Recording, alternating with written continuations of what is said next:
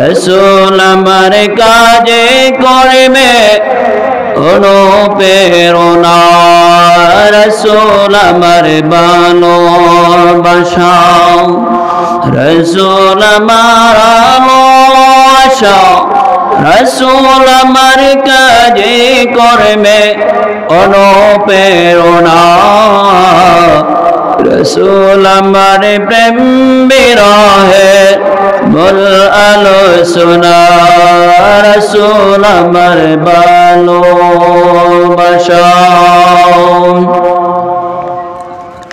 মারহাবা বলি, মারহাবা। নয়াগলা দারুল কোরআন মাদ্রাসার উদ্যোগে ওই মৃত ব্যক্তির রুহের মাগফিরাত কামনায় এই বিশাল ওয়াজ দোয়া ও মাহফিলে আজকে এই মাহফিলের সভাপতি আলহাজ মোহাম্মদ মুস্তাফিজুর রহমান রেজবি মিয়া এবং প্রধান অতিথি জনাব মোহাম্মদ হারুনের Rashid, chairman Mozammel Haque auto rice mill, Chapainawabganj, সকলকে আন্তরিক মোবারকবাদ জানাচ্ছি। আমরা ওই মনিবের দরবারে লাখ কোটি শুকরিয়া আদায় করতেছি যে রাব্বে কারিম এই কনকনি শীতের মধ্যে এই সামিয়ানার নিচে এই কোরআনের বাগানে এই কোরআনের মাহফিলে আজকে আমাদেরকে যাচাই করে বাছাই করে এই কোরআনের মাহফিলের দাম না কম বেশি বলেন? অনেক দাম না ভাই? আল্লাহ যাদেরকে কবুল করেছেন তারাই আসতে পেরেছি, কি ভাই ঠিক আছে না? যাদেরকে কবুল করেছেন তারাই আসতে পারে। দেখেন পশু পাখি কীট পতঙ্গ সকল ঘুমাচ্ছেন, কত মানুষ নাক ডেকে ডেকে ঘুমাচ্ছে, কত ভাই টিভি ভিসিআরে নগ্ন ছবি নিয়ে তারা ব্যস্ত। দেখেন অনেক মা বোনেরাও বিভিন্ন গান বাদ্য নিয়ে ব্যস্ত। আমাদের আজকে মাহফিল চলতেছে, পাশে আমাদের মেলা হয়েছে বসছে, অনেক দোকানপাট। দেখেন কোরআনের মাহফিল চলে, আর ওইখানে আমাদের মা ও বোনেরা, যুবক ভাইরা, বৃদ্ধ বাবারাও তারা ওইখানে সময় লস করতেছে। এই কোরআনের মাহফিল ভাই আমার আপনার জীবনে শেষ মাহফিলও হতে পারে, কি ভাই ঠিক আছে না? গত বছর এই আম বাগানে কোরআনের মাহফিল হয়েছিল। একই বাগানে আমার বাবাও ছিল, ভাই ছিল, কি ভাই নিজের কলিজার টুকরার সন্তান ছিল। দেখেন আজকে তারা আছে আমাদের মাঝে? নাই। একদিন আমিও আপনি হারিয়ে যাব। এই জন্য যে আল্লাহ তাআলা আমাদেরকে বড় উত্তম এই কোরআনের মাহফিলে কোরআনের কথা শোনা, হাদিসের কথা শোনা, আল্লাহর কথার চাইতে আর কথা কার দামি হতে পারে? কোরআনের কথার চাইতে আর কোন কথা দামি হতে পারে? যে জবান দিয়ে কোরআনের কথা বলা হয়, কি ভাই ঠিক কিনা? এই জন্য এই মাহফিলে আমরা আসতে পেরেছি, খুশি না বেজার? বলেন আমরা হাত তুলে দেখা আল্লাহকে, কে কে বলছেন নারায়ে তাকবীর, নারায়ে তাকবীর। আল্লাহ রাসূল বলছেন আল মারউ মা মান আহাব্বা। আবার বলেন লা তুসাহিবু ইল্লাল মুমিনা, যে তোমরা মুমিন ব্যতীত অন্য কারোর সাথে বন্ধুত্ব করিও না। যখন তোমরা মুমিনের সাথে বন্ধুত্ব হবে, একজন ইমানদার দিনদারদের সাথে সম্পর্ক হবে, আল্লাহ পাক তোমার কবরে, হাসরে, মিজানে, ফুলসিরাত আল্লাহ পাক তার সাথে হাসর নাসর হবে। আর তুমি যদি চোর, ডাকাত, বাটপার, মদখোর, নেশাখোর তাদের সাথে যখন তুমি সম্পর্ক করবে, এদের সাথে তুমি লেনদেন ময়লা করবে, তোমার কবরে, হাসরে, মিজানে তাদের সাথে হাসর নাসর হবে। এই জন্য আমরা সৎ কাজে আদেশ করব, অসৎ কাজে নিষেধ করব। কুনতুম খায়রা উম্মাতিন উখরিজাত লিন-নাস তা'মুরুনা বিল মা'রুফ, যে তোমরা সৎ কাজে আদেশ করো, অসৎ কাজে তোমরা নিষেধ করো।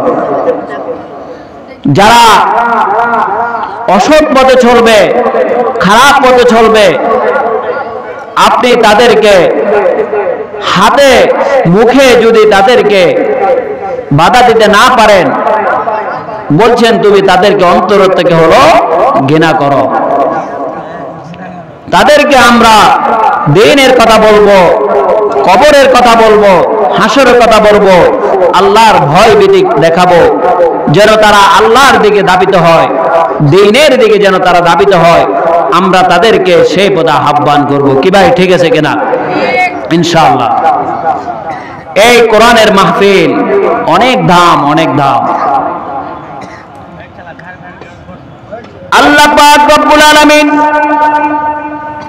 কোরআনুল কারীমের 61 নম্বর সূরা, সূরা সফের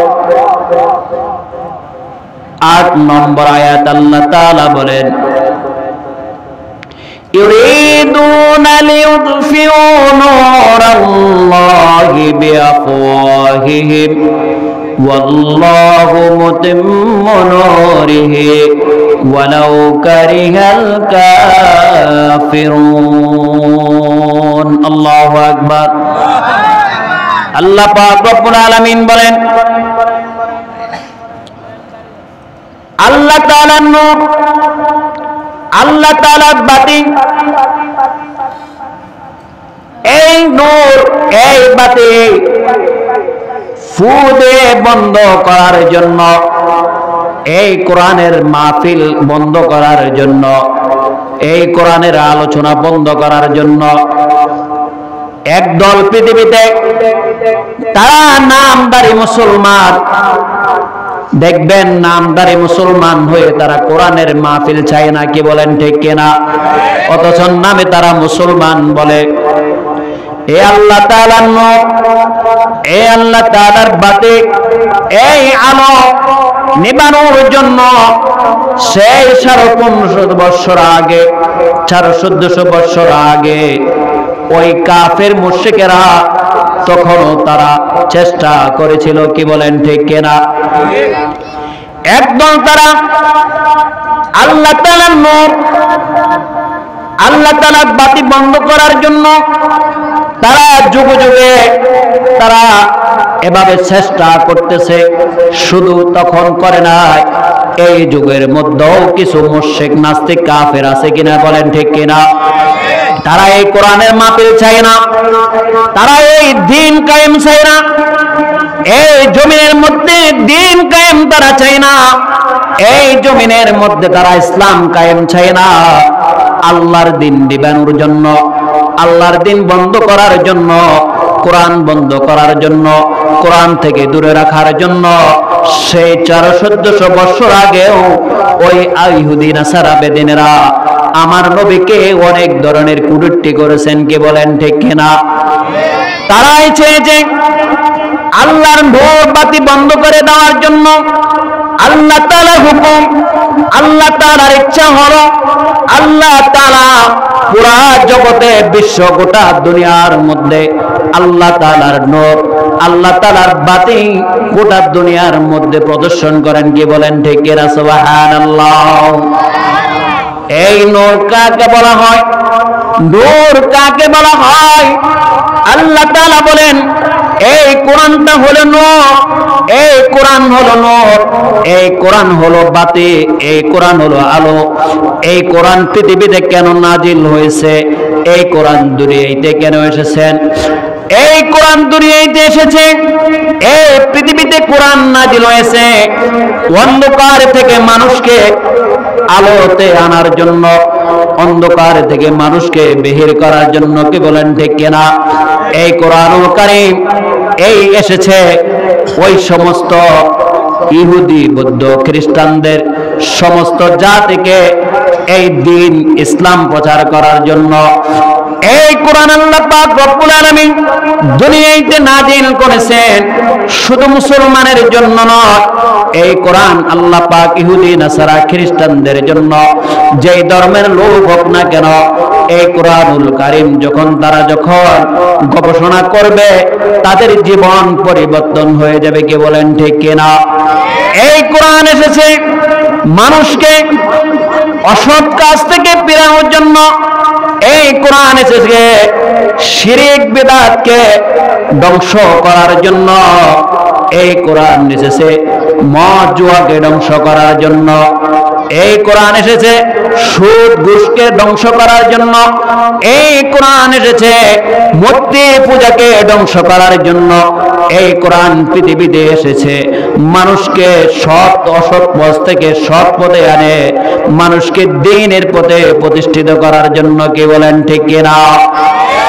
এই কোরআনের দাওয়াত দেওয়ার জন্য আল্লাহর হাবিব জনাবে মুহাম্মদুর রাসূলুল্লাহ সাল্লাল্লাহু আলাইহি সাল্লাম যুগে যুগে আল্লাহর নবী কত কাফেরের দরে দরে যাইয়া এই কোরআনের দাওয়াত দিয়েছেন, ইসলামের দাওয়াত দিয়েছেন। আল্লাহর নবীকে কত অপমানিত করেছেন। কি বলেন ঠিক কিনা? ওয়াল্লাযী আরসালা রাসূলাহু বিল হুদা ওয়া দীনিল হাক্কি লিইযহিরাহু আলাদ দীনি কুল্লিহি ওয়ালাউ কারিহাল মুশরিকুন। আল্লাহু আকবার। আল্লাহ পাক রব্বুল আলামিন আল্লাহর হাবিবকে দুনিয়াতে কেন প্রেরণ করেছেন? আল্লাহর হাবিবকে দুনিয়াতে কেন সৃষ্টি করলেন? তার কাজ কি ছিল? তার নির্দেশনা কি ছিল? আমাদের নবী হলো আমাদের আইডিয়া। আমাদের প্রিয় নবী মুহাম্মদুর রাসূলুল্লাহ সাল্লাল্লাহু আলাইহি সাল্লাম হলো আমাদের মডেল। আজকে আমাদের পৃথিবীতে কত মডেল, কত গ্রন্থ, কত ছন্দ, কত গ্রন্থ হয়ে গেল। কি বলেন ঠিক কিনা? আমার নবী হলেন আমাদের মডেল। দেখেন আমাদের এক শ্রেণীর সমাজের মধ্যে তারা দেখেন ইহুদি খ্রিস্টান নাসারাদের দেখবেন তারা ওই তাদের কালচার গুরাও তারাও বলে ঠিক। কি বলেন ঠিক কিনা? মুসলমানের সন্তান হইয়া তারা বলে মুসলমানদের ধর্মও ঠিক, ওই বিজাতি খ্রিস্টানদের নাসারাদের ধর্মও ঠিক, তারা দুটাও তারাও ঠিক বলে। অথচ আল্লাহ রাসূলের আদর্শ হলো উত্তম আদর্শ। সুবহানাল্লাহ। আল্লাহ রাসূলের আদর্শ হলো উত্তম আদর্শ। আল্লাহ রাসূলের চরিত্র হলো উত্তম চরিত্র। আমার নবীর চরিত্রের মতো পৃথিবীতে আর কারো চরিত্র হতে পারে না। আমার নবীর আদর্শের মতো আর কারো আদর্শ হতে পারে না। কি বলেন ঠিক কিনা? আমাদের সমাজে কিছু সুশীল আছে, তারাও বলবে এই ধর্ম ঠিক, ওই ধর্ম ঠিক। আবার তারা মুসলমানের পরিচয় দিয়ে সমাজে বসবাস করে, অথচ তাদের সাথে সাথে ঈমান হারিয়ে গেল। নাউজুবিল্লাহ। আবার নতুন করে তারা ঈমান নারায়ণ লাগবো। এই জন্য আমার নবী কত কষ্ট করে এই দ্বীনকে কায়েম করেছেন, এই ইসলাম কায়েম করেছে।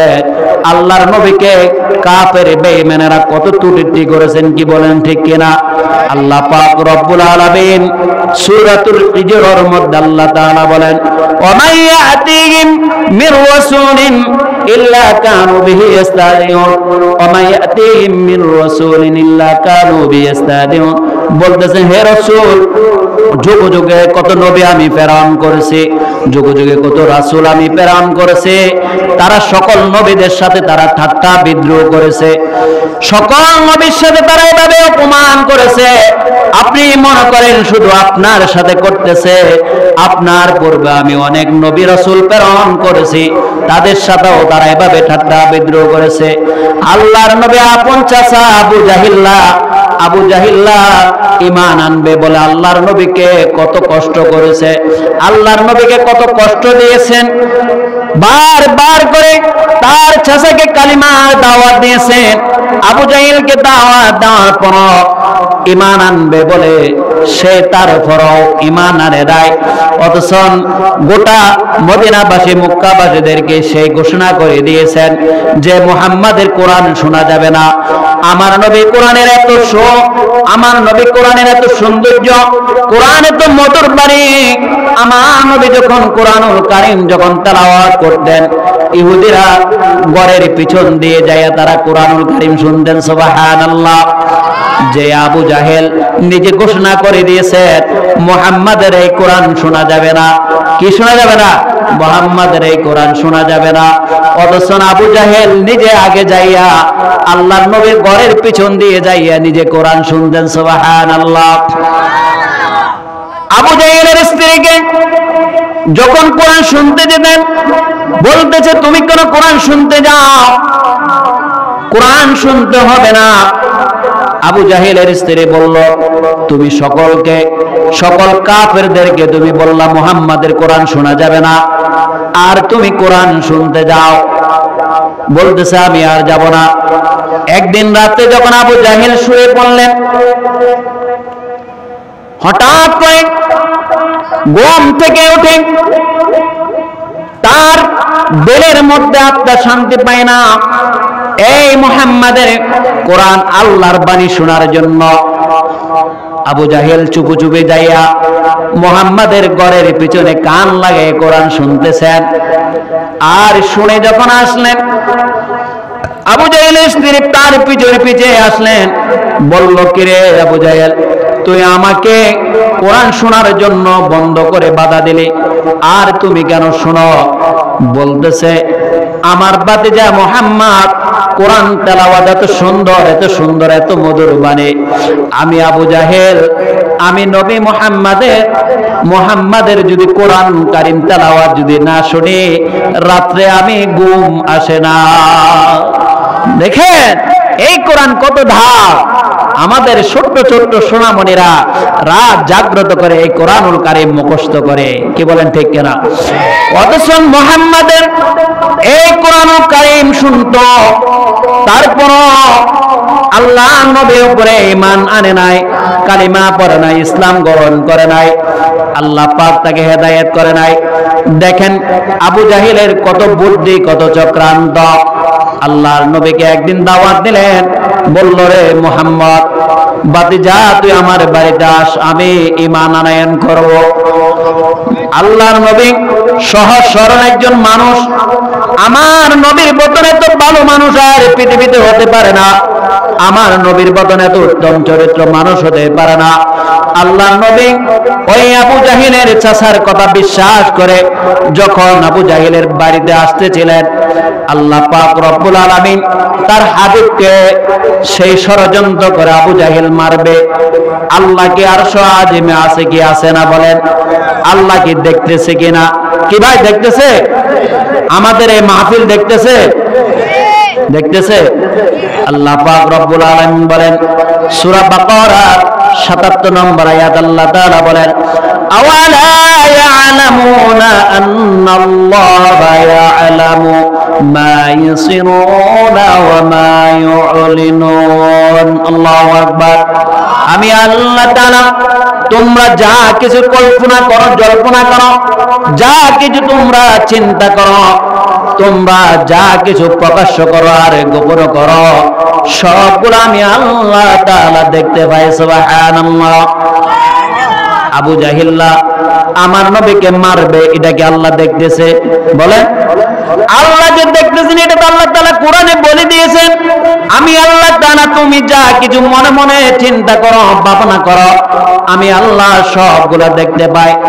আবু জাহিল্লা আমার নবীকে মারবে, মারার জন্য গর্ত খনন করলো, এমন ভাবে কূপ তৈরি করলো আমার নবী আসতে গিয়ে যেন ওইখানে পড়ে মারা যায়। আবু জাহিল্লা গর্ত করে লতা পাতা দিয়ে ওই গর্তখানাকে যখন ভরপুর করে দিয়ে যখন বন্ধ করে দিলেন, গর্তখানা যেন বুঝতে না পায়, দেখতে না পায়, আল্লাহ পাক রব্বুল আলামিন সাথে সাথে জিবরাইল আলাইহিস সালামকে হাজির করে দিলেন মুহাম্মাদের সামনে। সুবহানাল্লাহ। জিবরাইল আলাইহিস সালাম বললেন, ওগো আল্লাহর নবী, আপনি আবু জাহেলের বাড়িতে যাইতে হবে না।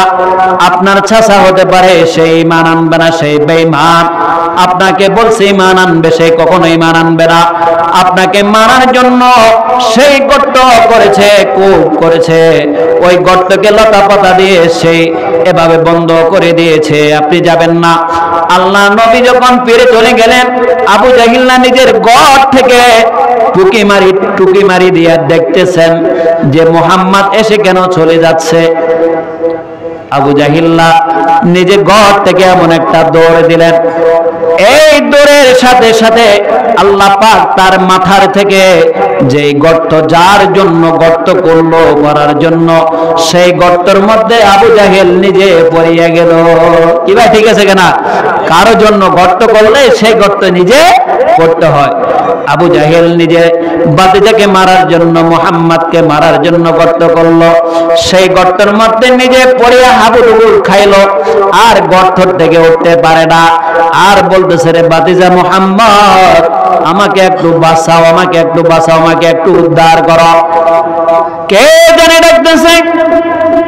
আল্লাহ নবী মুহাম্মদ রাসূলুল্লাহ সাল্লাল্লাহু আলাইহি ওয়াসাল্লাম পিছনের দিকে তাকাই দেখতেছে, চাচা ডাকতেছে, আবু জাহেল, আমার দয়ার নবী, মায়ার নবী। ওই আবু জাহেলে গেছে, এসে দেখতেছে চাচা উঠতে পারে না। আল্লাহ নবী যখন গর্তে থেকে হাত দিয়ে যখন আবু জাহেলকে উঠাতে চায়, বারবার করে আবু জাহেল নিচের দিকে চলিয়া যায়। আবু জাহেলকে টানা হিসরা করে গর্ত থেকে ওঠালো। অনেক কাফের শূন্য ছিল, কাফের শূন্যগুলা দেখে আশ্চর্য হয়ে গেলেন।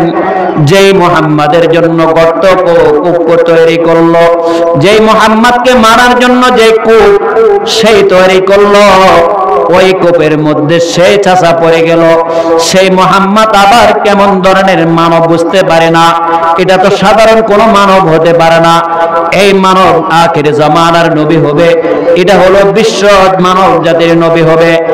ওই মুহাম্মদ সাল্লাল্লাহু আলাইহি ওয়াসাল্লাম আবু জাহেলের এই মানবতার দৃশ্য দেখার পরে, এই মায়া দেখে, ভালোবাসা দেখার পর, ওই কাফের শূন্যগুলা নবীর হাতে হাত রেখে বললেন, ও নবী মুহাম্মদ রাসূলুল্লাহ সাল্লাল্লাহু আলাইহি ওয়াসাল্লাম, ইয়া রাসূলুল্লাহ, আপনি সাধারণ কোন মানুষ হতে পারেন না, আমরা বুঝতে পারি না, জলদি করে আমাদেরকে কালিমা পড়ায় দেন না। শাহাদু আল্লাহ ইলাহা ইল্লাল্লাহু মুহাম্মাদুর রাসূলুল্লাহ সাল্লাল্লাহু আলাইহি ওয়াসাল্লাম। কি ভাই ঠিক আছে কিনা?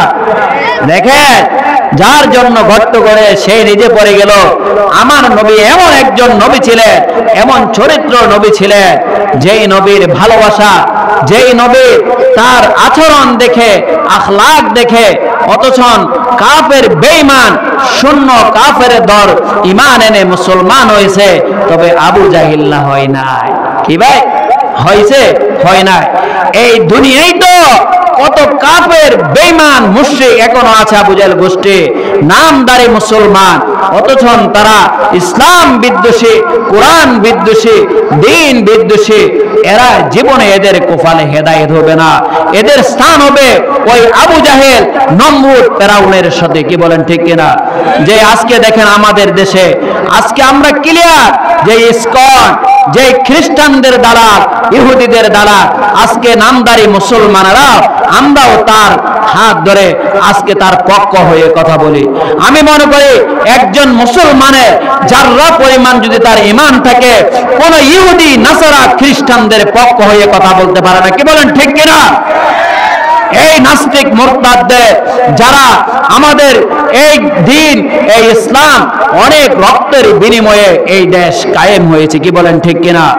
এই দেশ মুসলমানের দেশ, এই দেশ ওলি আল্লাহদের দেশ, এই দেশ উলামায়ে কিরামদের দেশ।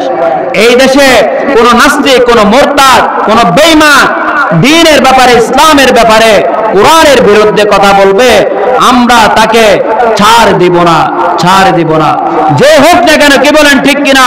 নারে তাকবীর! আল কোরআনের আলো, আল হাদিসের আলো, আল কোরআনের আলো। ইনশাআল্লাহ আমরা এই কোরআনুল কারীম আমাদেরকে এই পৃথিবীতে আমাদেরকে এসেছে এই আমাদের ইসলাম দিন মানুষ কিভাবে নিজের জীবনকে প্রতিষ্ঠিত করবে, মানুষ নিজের জীবন কিভাবে চালাবে, আল্লাহ তাআলা এই কোরআনুল কারীম এই জন্য এসেছে। আল্লাহ আমাদেরকে অনেক ধন দিয়েছেন, সম্পদ দিয়েছেন, বলতেছেন আমি আল্লাহ তাআলা তোমাদেরকে দুনিয়াতে এমন একটি ব্যবসা কি তোমাদেরকে বলবো না। দুনিয়াতে দেখেন মানুষ যে কেউ যদি বলেন এই ব্যবসাতে অনেক লাভ, এই ব্যবসাতে কোনো লস নাই, কি ভাই ঠিক আছে না, ওই ব্যবসাতে দেখবেন মানুষ তারা ঝাঁপিয়ে পড়বে এই ব্যবসা করার জন্য। কি ভাই দুনিয়াতে এমন কোন ব্যবসা আছে যে ব্যবসার লস নাই? বলেন সকল ব্যবসার লাভ লস আছে। আল্লাহ পাক রব্বুল আলামিন এমন একটি ব্যবসার কথা আল্লাহ তাআলা কোরআনুল কারীমের মধ্যে বলেন, ইয়া আইয়ুহাল্লাযীনা আমানু হাল আদুল্লুকুম আলা তিজারাতিন তুনজিকুম মিন আযাবিন আলীম। আল্লাহু আকবার।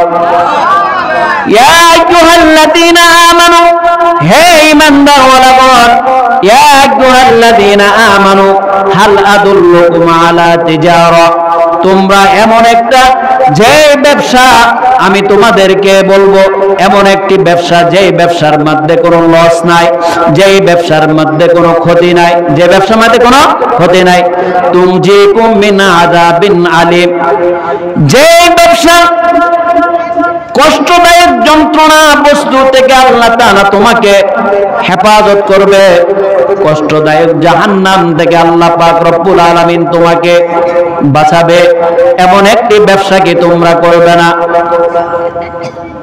আল্লাহ তাআলা তারপরে আয়াত আল্লাহ তাআলা বলেন, তুমিনুনা বিল্লাহি ওয়া রাসূলিহি ওয়া তুজাহিদুনা ফি সাবিলিল্লাহি বিআমওয়ালিকুম ওয়া আনফুসিকুম যালিকুম খায়রুল লাকুম ইন কুনতুম তা'লামুন। আল্লাহু আকবার।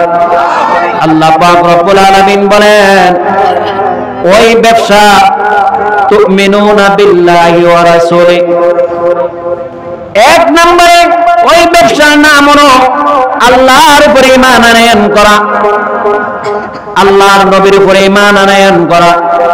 ওয়াতুজাহিদুনা ফি সাবিলিল্লাহ, তোমাদের জান তোমাদের মাল আল্লাহর রাস্তায় তোমরা বিলিয়ে দেওয়া। আল্লাহ পাক রব্বুল আলামিন বলেন তোমার জান তোমার মাল আল্লাহ রাস্তায় সংগ্রাম করবে, যাদের জীবন দিয়ে আল্লাহ রাস্তায় যারা সংগ্রাম করবে, যারা লড়াই করবে, যারা শহীদ হবে, আল্লাহ তাআলা বলেন তারা হলো বড় উত্তম।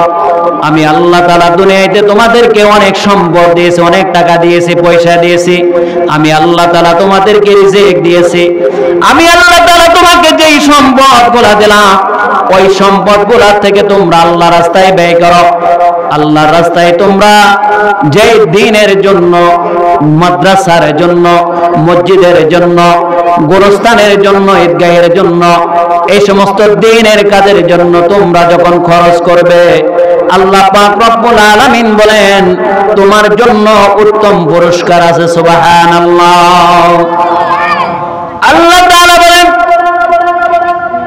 এই ব্যবসা যদি তোমরা জানতা, এই দুনিয়ার মুসলমান ইমানদার আল্লাহর গোলাম, আল্লাহ পাক রব্বুল আলামিন সূরা তাওবার 111 নম্বর আয়াত আল্লাহ তাআলা বলেন, ইন্নাল্লাহা আশতারা আলাল মুমিনিনা আনফুসাহুম ওয়া আন্না লাহুম, ইন্নাল্লাহা আশতারা মিনাল মুমিনিনা আনফুসাহুম ওয়া আমওয়ালাহুম বিআন্না লাহুমুল জান্নাহ। আল্লাহ পাক রব্বুল আলামিন বলেন আমি মুমিনের থেকে ক্রয় করে নিয়েছি। কি ভাই? মুমিনের থেকে আমি ক্রয় করে নিয়েছি। কিসের বিনিময়ে? জান্নাতের বিনিময়ে। আমি আল্লাহ পাক রব্বুল আলামিন মুমিনের জান আর মুমিনের মাল আমি আল্লাহ ক্রয় করে নিয়েছি জান্নাতের বিনিময়ে। যদি মুমিনের জান মাল আমার সম্পদগুলো যদি আল্লাহর দরবারে কবুল হয়ে যায়, এর বিনিময়ে যদি জান্নাত পেয়ে যাই আমার আর কি প্রয়োজন আছে? কি ভাই, দুনিয়াতে কয়দিন থাকবো, কয়দিন আর বাঁচবো? এই দুনিয়াতে সংক্ষিপ্ত সময়। এই জন্য আল্লাহ পাক রব্বুল আলামিন আমাদের জান মালের দ্বারা আল্লাহ তাআলা আমাদেরকে প্রতিষ্ঠিত করেছেন, ওয়াদা করেছেন, বলতেছেন আমি মুমিনের থেকে ক্রয় করে নিলাম জান্নাতের বিনিময়ে। আল্লাহ পাক রব্বুল আলামিন বলেন ইয়াগফির লাকুম যুনুবাকুম ওয়া ইয়াদখিলুকুম জান্নাতিন তাজরি মিন তাহতিহাল আনহার ওয়া মাসাকিন তাইয়্যিবাতান ফি জান্নাতি আদন যালিকাল ফাওজুল আযীম। আল্লাহ পাক রব্বুল আলামিন বলেন ইয়াগফির লাকুম যুনুবাকুম, আমি আল্লাহ তাআলা তোমার গুনাহগুলো আমি কর্তন করে দিলাম, গুনাহগুলো ক্ষমা করে দিলাম। যে তুমি আমি রাস্তায় জিহাদ করলা, আমার রাস্তায় দান করলা, এতিম অসহায়দের মাঝে মাদ্রাসার মধ্যে তুমি এই ওয়াজের মাহফিলে তুমি দান করলা, এর বিনিময়ে আল্লাহ তাআলা তোমার গুনাহগুলো আমি ক্ষমা করে দিলাম। সুবহানাল্লাহ। ইয়াগফির লাকুম যুনুবাকুম ওয়া ইয়াদখিলুকুম জান্নাতিন তাজরি মিন তাহতিহাল আনহার, আমি আল্লাহ তাআলা এমন একটি জান্নাত দান করব যেই জান্নাতের তলদেশ দিয়ে নহর প্রবাহিত হবে, যেই জান্নাতের তলদেশ দিয়ে নহর প্রবাহিত হবে, ওই জান্নাত আমি আল্লাহ তাআলা তোমাকে দান করব। ওয়া ইয়াদখিলুকুম জান্নাতিন তাজরি মিন তাহতিহাল আনহার ওয়া মাসাকিন তাইয়্যিবাতান ফি জান্নাতি আদন, এমন একটি জান্নাত দান করব যে জান্নাত হবে তোমার জন্য চিরস্থায়ী। সুবহানাল্লাহ। কি ভাই, ওই জান্নাত তোমার জন্য হবে চিরস্থায়ী।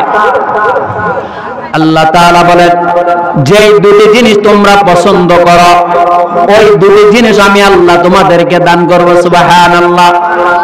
أخرى تحبونها نصر من الله وفتح قريب وبشر المؤمنين أخرى تحبونها نصر من الله, আমি আল্লাহ তাআলার পক্ষ থেকে তোমাদেরকে সাহায্য করব। সুবহানাল্লাহ। ভাই, আল্লাহর সাহায্য বড় সাহায্য। আল্লাহ যদি আমাদেরকে সাহায্য করে কোনো অভাব আছে? কোনো অভাব নাই। আল্লাহ তাআলার দেওয়া শক্তি বড় শক্তি, তাগুতের শক্তি হলো দুর্বল শক্তিকে বলেন ঢেকেরা। আল্লাহ পাক রব্বুল আলামিন বলেন সূরা আল ইমরানের 150 নম্বর আয়াত, আল্লাহ তাআলা বলেন বালিল্লাহু মাওলাকুম ওয়া খায়রুন নাসিরিন, আমি আল্লাহ পাক রব্বুল আলামিন আমার হুকুম বাদ দিয়া, আমার গোলামি বাদ দিয়া তোমরা অন্য কাউকে তোমাদের মাবুদ বানাইও না, তোমাদের এভাবে রব বানাইও না।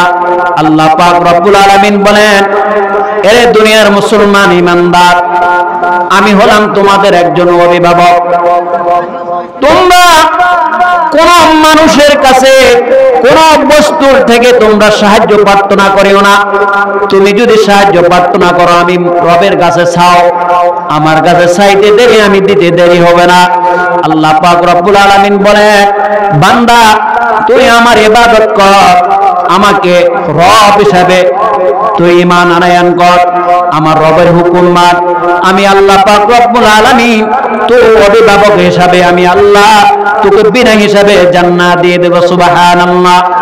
আল্লাহ তাআলা কোরআনুল কারীমে সূরা ফাতহার মধ্যে বলেন ওয়া ইয়ানসুরাকাল্লাহু নাসরান আজিজা, আল্লাহ তাআলার বড় শক্তি হলো বড় শক্তি।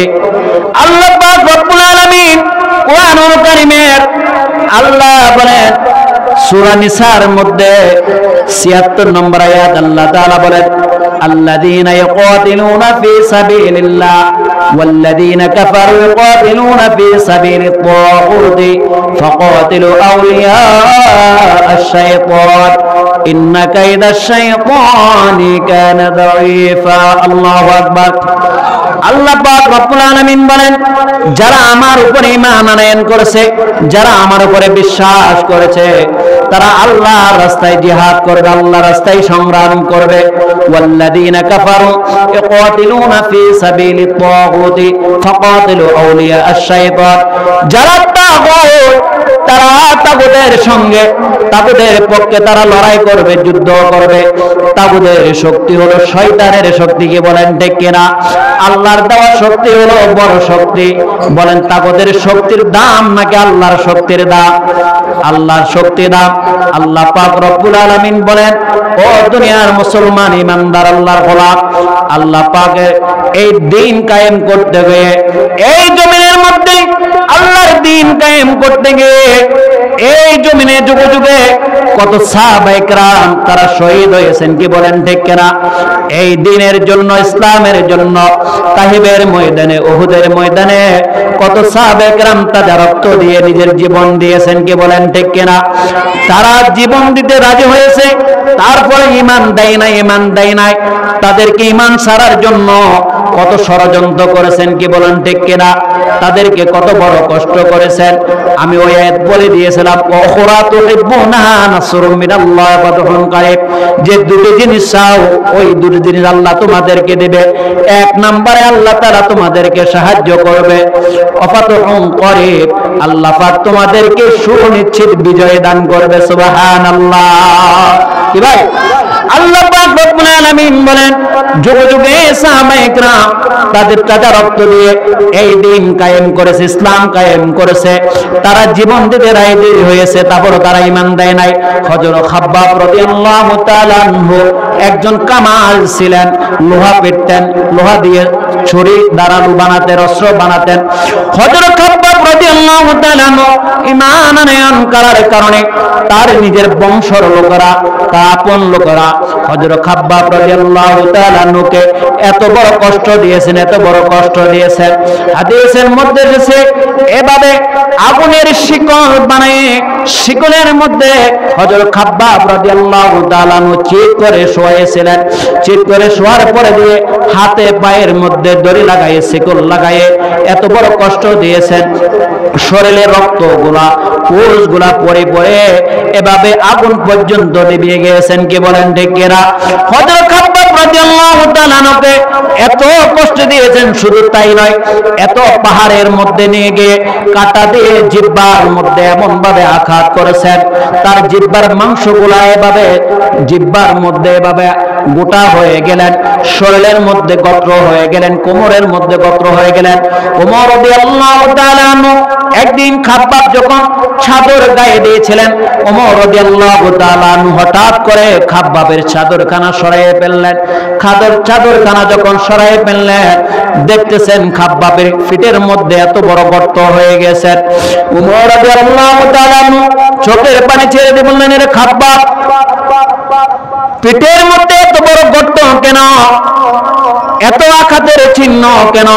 তোমার জিহ্বার মধ্যে কেন গোশতের টুকরা গোটা হয়ে গেল? খাব্বাব রাদিয়াল্লাহু তাআলা বললেন, আমিরুল মুমিনিন, আমাকে আমার নিজের বংশরা আমাকে এত বড় কষ্ট দিয়েছেন।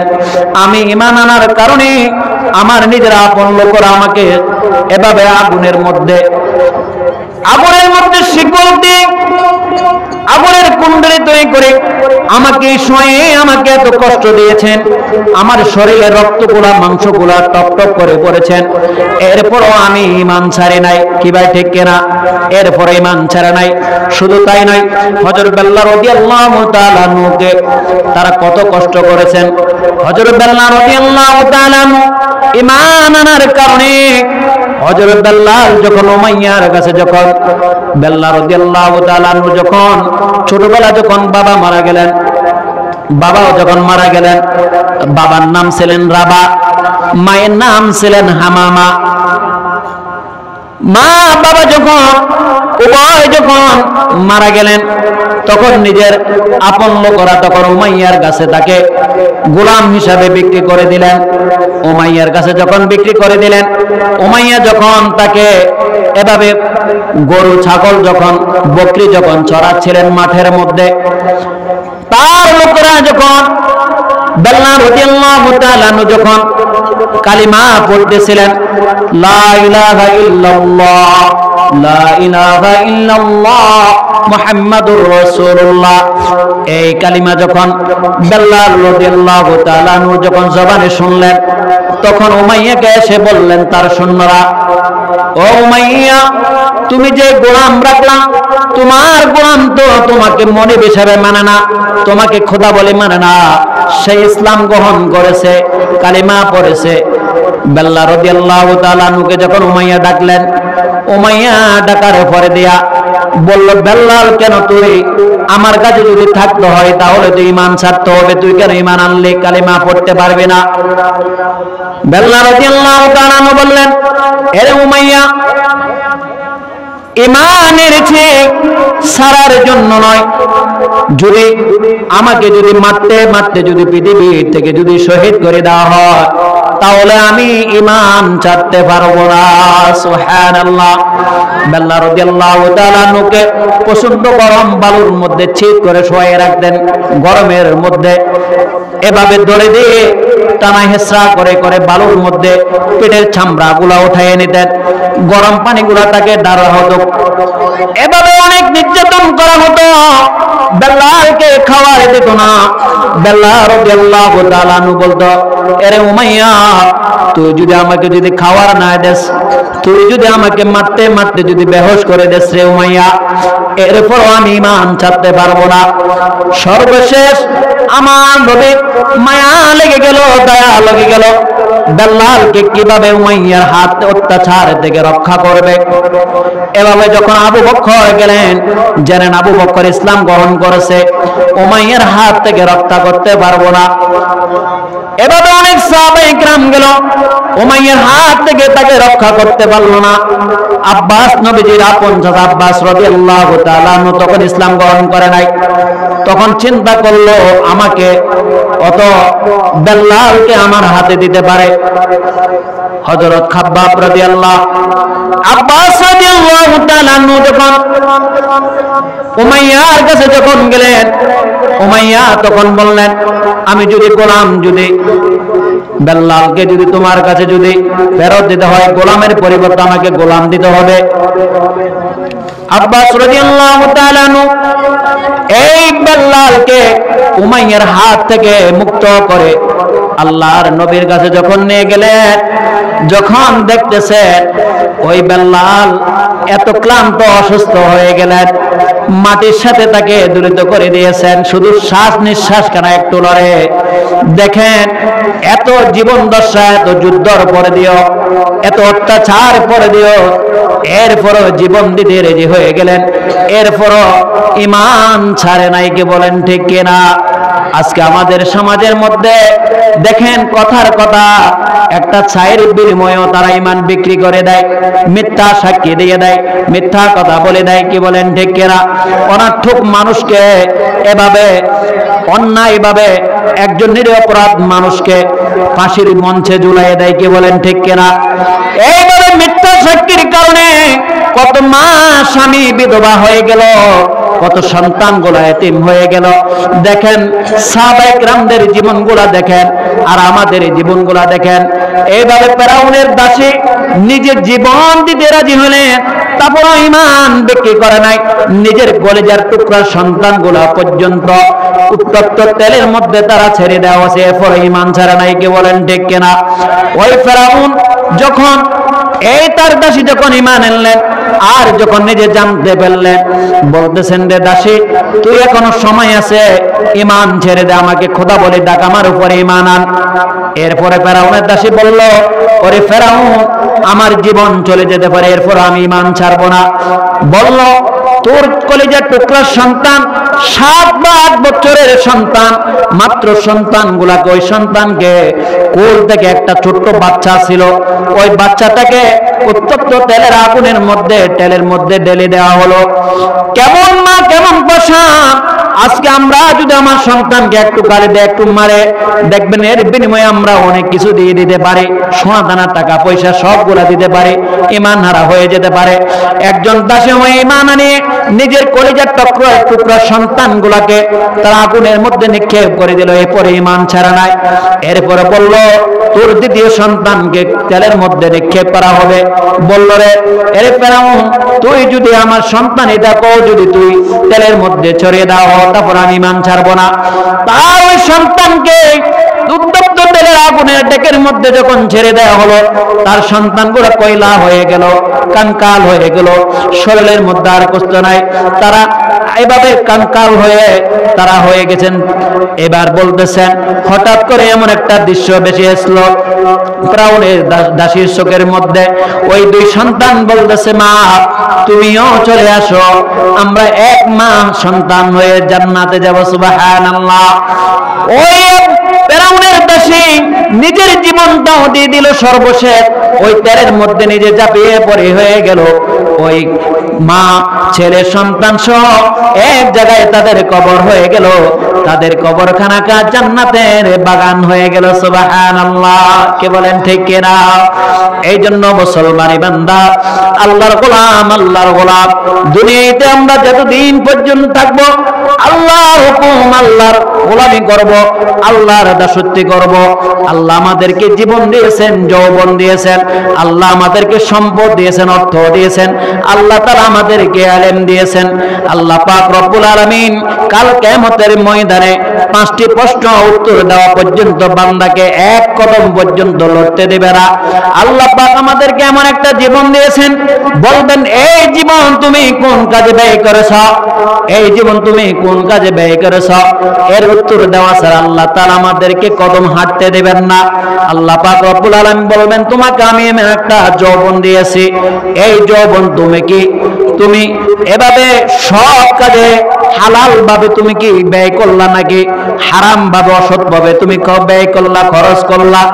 ওই যুবককে আল্লাহ পাক রব্বুল আলামিন প্রশ্ন করা হবে। আল্লাহ পাক বলবেন আমি তোমাকে যে সম্পদ দিয়েছি এই সম্পদ তুমি কোন কাজে ব্যয় করলা, হালাল ভাবে ব্যয় করেছো নাকি হারাম পথে ব্যয় করেছো? কি ভাই এভাবে কি এই নয়াকড়া দারুল কোরআন মাদ্রাসার মাহফিলে যাইয়া কয় টাকা দিলা, কয় পয়সা দিলা মাহফিলের জন্য? ওই দিন আল্লাহ তাআলা রব্বুল আলামিন অডিও ভিডিও সবগুলো আল্লাহ পাক সেই দিন রেকর্ড করে নেবেন। আল্লাহ পাক রব্বুল আলামিন বলবেন বান্দা যে তুই ইলম শিখলা, এই ইলমগুলো তুমি কোন কাজে তুমি ব্যয় করলা? এই ইলম শিখে যে তুমি ইসলামের জন্য, তুমি দ্বীনের জন্য, মানুষকে হেদায়েতের জন্য, আমি আল্লাহ তাআলার সন্তুষ্টির জন্য করলা, নাকি তুমি মানুষ তোমাকে বাহবা দেওয়ার জন্য? কি উদ্দেশ্য নিয়ে তুমি দুনিয়াতে ইলম শিখলা? আল্লাহ পাক রব্বুল আলামিন এই প্রশ্ন করা হবে। ওই দিন আমার আপনার জীবন, সেই দিন আল্লাহ পাক ভিডিও অডিও করে দেওয়া হবে। ও পর্দার আলের মা, ও পর্দার আলের বোন, এই জন্য আল্লাহ তাআলা আমাদেরকে যাগুলো সম্পদ দিয়েছেন, যে একটু টাকা পয়সা দিয়েছেন, সোনা দানা দিয়েছেন, এই থেকে আমি আল্লাহ রাস্তায় যখন নামে দ্বীনের জন্য, ইসলামের জন্য, কোরআনের জন্য যখন আমাকে ডাক আসবে, তখন আমার জীবন দিয়ে আমার সাধ্য মতো আমরা আল্লাহ রাস্তায় দান করব। কি বলেন ঠিক কিনা? এ মুসলমান ইমানদার আল্লাহর গোলাম, নিজের সন্তানগুলোকে যখন আপনি যখন এই সন্তানগুলা আপনার মা বাবার দোয়ার কারণে সন্তানগুলা দিনদার হয়, ইমানদার হয়, কি বলেন ঠিক কিনা? কোরআনে হাফেজ আলেম হয়। এই জন্য মুসলমান ইমানদার আপনার সন্তানগুলোর জন্য আপনি দোয়া করবেন সব সময়। মা বাবার দোয়াও কবুল হয়, মা বাবার বদদোয়াও কবুল হয়। কি বলেন ঠিক কিনা? বাইজিদ বুস্তামি রাহমাতুল্লাহ আলাইহি ছোট্ট বাচ্চা ছেলে ছিলেন। বাইজিদ ছোট্ট অবস্থায় তার বাবা মারা গেলেন। ছোট্ট অবস্থায় যখন বাইজিদের বাবা যখন মারা গেলেন, মা মানুষের বাড়িতে বাড়িতে কাজ করতেন। মানুষের বাড়িতে বাড়িতে যখন কাজ করতেন, দেখতেন পাড়ার লোকের সাথে মিলেমিশে তারা ছেলে নষ্ট হয়ে যাবে, খারাপ হয়ে যাবে। তখন মা কি করলেন? মাদ্রাসায় যাইয়া, হুজুরের সাথে যাইয়া পরামর্শ করিয়া বাইজিদকে মাদ্রাসায় ভর্তি করে দিলেন। হুজুর, আমার এতিম সন্তান তার ছোটবেলা তার বাবা মারা গেলেন, আমি মানুষের বাড়িতে বাড়িতে পাড়ায় পাড়ায় আমি কাজ করি, আমার এই সন্তানকে আপনার বেতন একজন আলেম বানিয়ে দিবেন, আপনার বেতন না হওয়া পর্যন্ত আমার বাইজিদকে বাড়িতে ফেরত দিবেন না। ছোট্ট বাইজিদকে মাত্র 7 বা 8 বছর একটা ছোট্ট বাচ্চাকে যদি আপনি মাদ্রাসায় ভর্তি করে দেওয়া হয়, কয়দিন থাকবে? সপ্তাহ 10 দিন। মায়ের জন্য কান্না করবে কিনা? মাও কান্না করবে, সন্তানও কান্না করবে। বাইজিদ বুস্তামি রাহমাতুল্লাহি আলাইহি ছোট্ট বাচ্চা মানুষ হুজুরের কাছে মাদ্রাসায় ভর্তি করে দিলেন কুরআনুল কারীম শেখার জন্য, আলেম হওয়ার জন্য।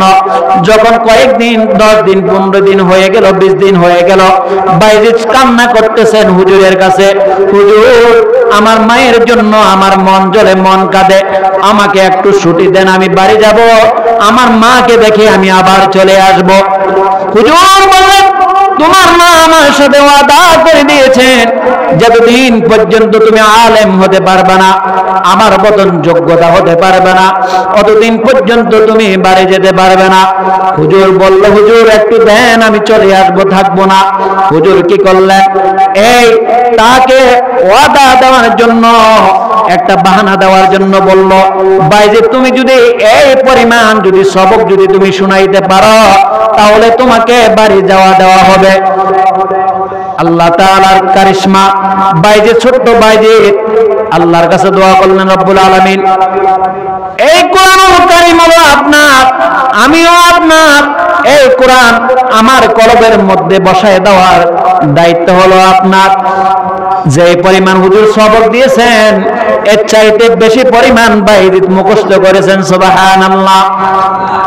যখন হুজুরের কাছে গেলেন সবক শোনার জন্য, বাইজিদ যখন শুরু করে দিলেন বিসমিল্লাহির রহমানির রহিম, যখন শুরু করলেন, যেই পরিমাণ সবক দিলেন এর চাইতে যখন বেশি পরিমাণ বললেন, হুজুর আশ্চর্য হয়ে গেলেন।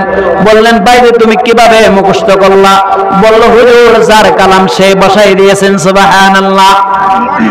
বাইজিদ বাড়ি চলে গেলেন, বাড়িতে যখন দরজায় যখন টপ টপ করে আওয়াজ দিয়ে দিলেন, বাইজিদের মা বলল, কে তুমি? বলল, মা আমি আপনার বাইজিদ। বলল, আমার বাইজিদ হতে পারে না, আমার বাইজিদ যতদিন পর্যন্ত আলেম হতে পারবে না, উস্তাদের বেতন হতে পারবে না, ততদিন পর্যন্ত বাইজিদ বাড়ির ফিরতে আসতে পারে না। বারবার করে বলতেছে, মা তুমি দরজা খোলো, কান্নার পরে দিও, মা দরজা খোলে নাই। বাইজিদ আবার মাদ্রাসায় ফিরে চলে গেলেন। হুজুর বলতেছেন, রে বাইজিদ কেন চলে আসলা, তুমি গেলা আর আসলা? বলল, হুজুর আমার মা অনেক, আমি মাকে মা মা করে ডাকলাম, আমার মা দরজা খোলে নাই। বলতেছে, যতদিন পর্যন্ত আমি আপনার বেতন হতে পারবো না, ততদিন পর্যন্ত আমি বাড়ি যেন না ফিরি। একটানা 18 বছর বাইজিদ ওই উস্তাদের কাছে লেখাপড়া করে মানুষের বেতন মানুষ হয়ে যখন ওই বাইজিদের মাথার মধ্যে উস্তাদের পাগড়ি পরায় দিয়ে ওই বাইজিদ মার কাছে ফিরে গেলেন, ওই মা বাইজিদকে বুকে ধরে চুমা খেয়েছেন, সুবহানাল্লাহ। কিসের বিনিময়ে ভাই? মার দোয়ার বিনিময়ে। এই জন্য মা বাবার দোয়াও জান্নাত, মা বাবার বদদোয়াও জাহান্নাম।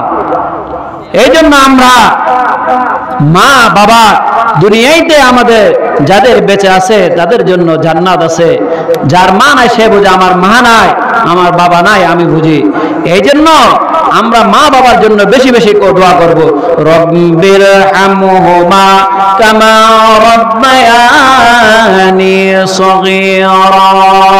কি বলেন ঠিক কিনা?